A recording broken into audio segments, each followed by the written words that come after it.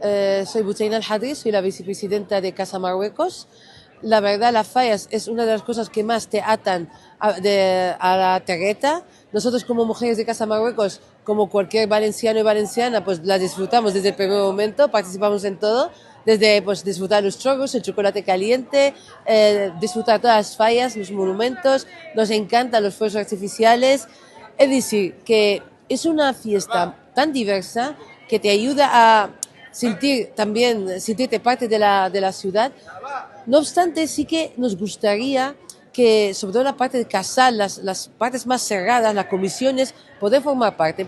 Creo que porque es importante para la inclusión de ambas partes, son espacios donde se comparten mesas, concursos de paella, organizar toda la fiesta, la vestimenta. De hecho, una anécdota, la tela de la vestimenta se usa también para los vestidos de bodas en nuestro país, en Marruecos.